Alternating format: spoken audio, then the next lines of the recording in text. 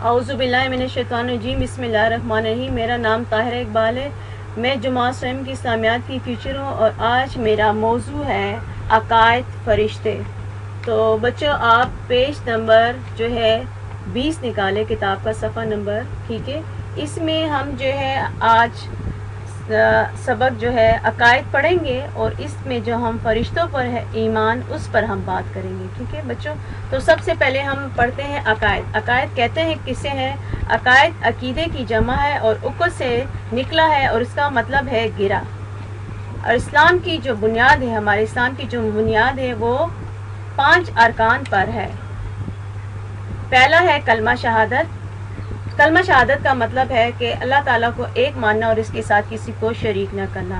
پھر ہے نماز۔ نماز جو ہم مسلمانوں پہ 5 وقت کی نماز اللہ تعالیٰ نے دن میں فرض کی گئی ہے۔ پھر ہے روزہ۔ روزہ جو ہے ابھی جو بچوں ابھی رمضان گزرا ہے، اس میں ہم مسلمانوں نے روزہ رکھے، 30 روزے رکھے ہیں۔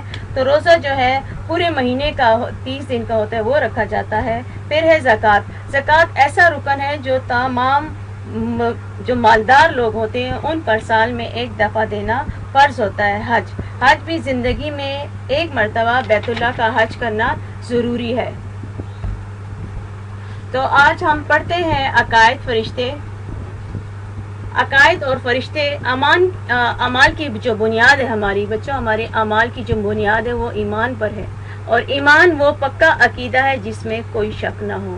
اسلام کی بنیاد بھی 5 عقائد پر، کچھ عقائد پر ہے۔ اللہ پر ایمان۔ اللہ پر ایمان یہ کہ ہمیں اللہ تعالیٰ کی عبادت کرنی چاہیے، اس کے ساتھ کسی کو شریک نہیں کرنا چاہیے۔ ملائکہ پر ایمان۔ ملائکہ کا مطلب ہے فرشتے، اس پر ایمان ہمیں رکھنا چاہیے۔ آسمانی کتابوں پر ایمان۔ جو آسمانی جو کتابیں اللہ تعالیٰ نے 4 آسمانی کتابیں نازل فرمائی ہیں، ان پر ایمان رکھنا۔ اور رسالت پر ایمان۔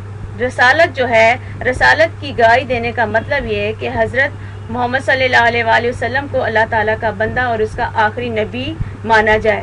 آخرت پر ایمان۔ آخرت کا مطلب ہے جو ہے قیامت کا دن۔ قیامت پر ایمان کے جو ہے ہم نے اس دنیا میں جب ہم نے مر جانا ہے، تو اس کے بعد آخرت کا ایک دن ہوگا جس دن ہمیں اپنے اعمال کا حساب کتاب اللہ تعالیٰ کو دینا ہوگا۔ تقدیر پر ایمان۔ اللہ تعالیٰ نے جو ہمارے نصیب میں لکھا ہے، جو کچھ بھی ہے، وہ اس پر ایمان رکھنا۔ موت کے بعد زندگی پر ایمان۔ تو موت کے بعد زندگی یہ کہ اللہ تعالیٰ ہمیں دوبارہ زندہ کریں گے، اور اس کے بعد جو ہماری زندگی ہمیں ہوگی، ہم نے اپنے اعمال کا حساب دینا ہوگا، تو اس پر ایمان، ٹھیک ہے بچوں۔ تو یہ مطلب تو آپ کو سمجھ آ گیا ہو گیا۔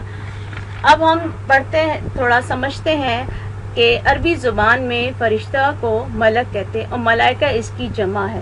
ملائکہ اس کی جمع ہے، مطلب بہت سارے فرشتے ہیں جو اللہ تعالیٰ کا کام سر انجام دے رہے ہیں۔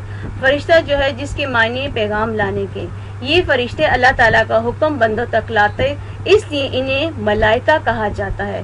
فرشتے جو ہے اللہ تعالیٰ کی ایک نورانی مخلوق ہے، اور یہ صرف اللہ تعالیٰ کی عبادت کرتے ہیں۔ اللہ تعالیٰ جو انہیں حکم دیتا ہے وہ فوراً اسے پورا کر دیتے ہیں۔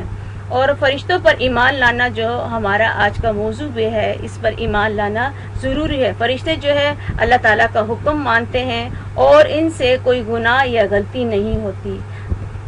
پھر ہے 4 فرشتے جو جن کے بارے میں ہم پڑھتے ہیں۔ اس میں سب سے پہلے ہے حضرت جبرائیل علیہ السلام۔ حضرت جبرائیل علیہ السلام کے بارے میں پڑھتے ہیں کہ یہ فرشتہ اللہ کا پیغام تمام انبیاء کو پہنچاتا تھا۔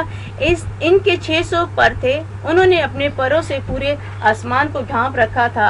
حضور صلی اللہ علیہ وسلم نے حضرت جبرائیل علیہ السلام کو کئی بار دیکھا۔ ایک بار انہوں نے حضور صلی اللہ علیہ وسلم کو جو ہے ان کی اصلی حالت میں دیکھا، اور حضور صلی اللہ علیہ وآلہ وسلم صحابہ کرام کے ساتھ بیٹھے ہوئے تھے، تو وہ حضرت جبرائیل علیہ السلام تشریف فرما ہوئے۔ حضرت جبرائیل علیہ السلام نے ان سے سوالات کیے، اور ان کے جانے کے بعد ہمارے نبی صلی اللہ علیہ وآلہ وسلم نے کہا کہ یہ جبرائیل علیہ السلام تھے۔ اس کے علاوہ جو ہے پھر دوسرے جو ہے حضرت، کتاب کا صفحہ نمبر 21 اوپن کریں، تو اس میں ہم پڑھتے ہیں حضرت میکائیل علیہ السلام۔ حضرت میکائیل علیہ السلام وہ فرشتہ ہے جو اللہ تعالیٰ کے حکم سے بارش برساتے ہیں اور تمام مخلوق کو روزی بھی پہنچاتے ہیں۔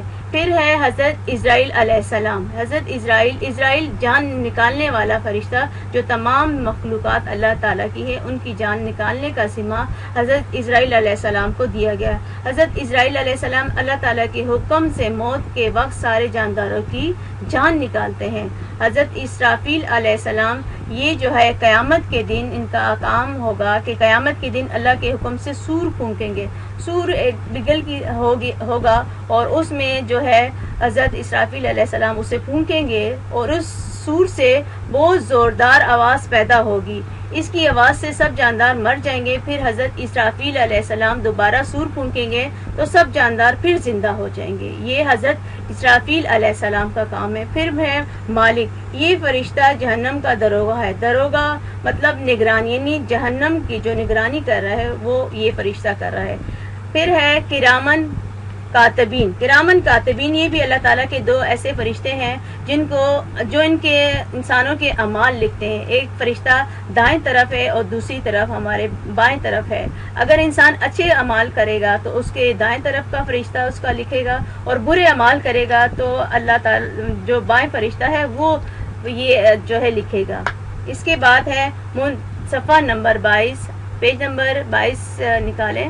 اس میں جو آخری جو فرشتے ہیں منکر نکیر، ان کا کام یہ ہے کہ انسان کے مرنے کے بعد جب اسے قبر میں دفن کر دیا جاتا ہے تو یہ دو فرشتے اس کے پاس آتے ہیں اور اس سے ان کے رب، دین اور نبی کے بارے میں سوال کرتے ہیں. ٹھیک ہے بچوں، تو امید ہے آج ہم نے جو عقائد فرشتوں پر ایمان کا بارے میں موضوع تھا آپ کو سمجھ آ گیا ہوگا.